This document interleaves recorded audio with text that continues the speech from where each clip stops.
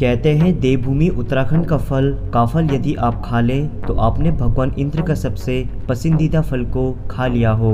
काफल को लेकर उत्तराखंड की एक कहानी काफी प्रचलित है, लेकिन उस कहानी का जिक्र करने से पहले हम थोड़ी सी जानकारी काफल की लेते हैं। दोस्तों, काफल उत्तराखंड के अलावा नेपाल और हिमाचल प्रदेश के कुछ हिस्सों में पाया जाता है। यह एक जंगली पौधा होता है जो स्वयं उगता है और आगे जाकर एक छोटा सा पेड़ बन जाता है। यदि हम इसके पेड़ का मेजरमेंट करें तो इसकी लंबाई लगभग 6 से 8 मीटर तक की होती है।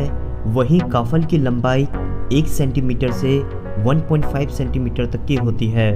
मार्च के महीने में इस पेड़ में काफल के फल लगने स्टार्ट हो जाते हैं और अप्रैल लास्ट तक यह फल पक्के लाल हो जाते हैं, जिसे गांव के लोग आसपास की जगह में जाकर बेचते हैं और थोड़ी बहुत आमदनी कर लेते हैं। वैसे काफल बाहर के लोगों को खाने के लिए नहीं मिल पाता है, क्योंकि काफल ज़्यादा देर तक रहने योग्य नहीं रहते हैं। इसी वजह से यह फल ज़्यादा दूर तक नहीं भेजे जाते हैं। तो आपको अगर ये फल खाने हैं तो आपको उत्तराखंड इन महीनों में आना पड़ेगा।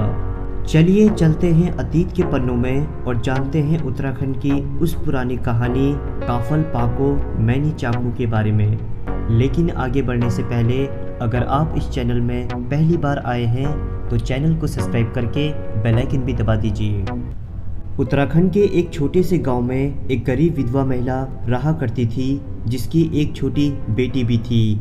उस महिला के पास एक छोटी सी ज़मीन थी, जिसमें वे अपनी बेटी के साथ खेती करके थोड़ी बहुत आमदनी कर लेती थी। लेकिन इससे भी उसका गुजारा ठीक से नहीं चल पाता था। गर्मियों के मौसम में जैसे ही काफल पक जाते थे तो वह महिला बेहद खुश हो जाती थी और काफल बेचकर घर का खर्चा चला पाती थी, जिससे महिला की थोड़ी बहुत मुश्किलें कम हो जाती थी।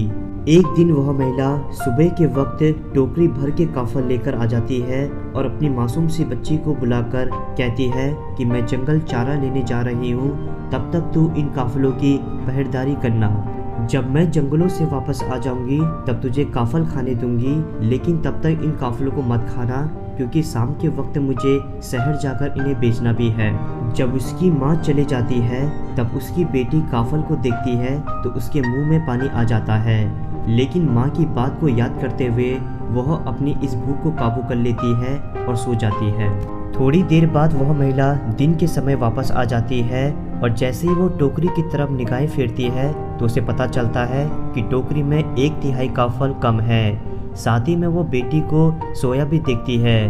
काफल कम होने की वजह से उसकी माँ उससे पूछती है कि काफल तूने मेरे मना करने पर भी क्यों खाए। उसकी बेटी कहती है, माँ मैंने काफल नहीं खाए हैं। यह सुनकर उस महिला का क्रोध बढ़ जाता है और जोर से वह अपनी बेटी पर प्रहार कर देती है, जिससे उसकी बेटी बेहोश होकर मर जाती है।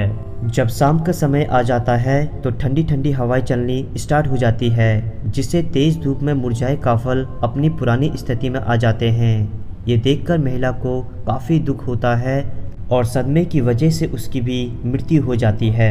ऐसा कहा जाता है कि मृत्यु के समय ये दोनों माँ बेटियाँ पक्षी बन चुकी थी और आज भी चैत का महीना जब आता है तो घुघुती बनी ये चिड़िया काफल पाको मैना चाखो, जिसका मतलब काफल पक गए हैं पर मैंने नहीं चखे हैं। वहीं दूसरी चिड़िया चीख कर बोलती है पुरपुताई पुरपुर, जिसका अर्थ पूरे हैं बेटी पूरे हैं। तो यही उत्तराखंड की काफल की कहानी थी, जिसे आपने आज जान लिया है। दोस्तों, ऐसी ही उत्तराखंड की और कई लोक कहानियाँ हैं जिसे आप लोग नहीं जानते होंगे। ऐसी ही मज़ेदार कहानियों को जानने के लिए आपको मेरा YouTube चैनल नैनीताल मीनिया को सब्सक्राइब करना पड़ेगा। जब आप सब्सक्राइब कर लें तो साथ में बेल आइकन को भी दबा दें, ताकि मेरी नई आने वाली वीडियोस को आप देख सकेंगे। आशा करता हूँ ये एपिसोड आपको काफ़ी पसंद आया होगा।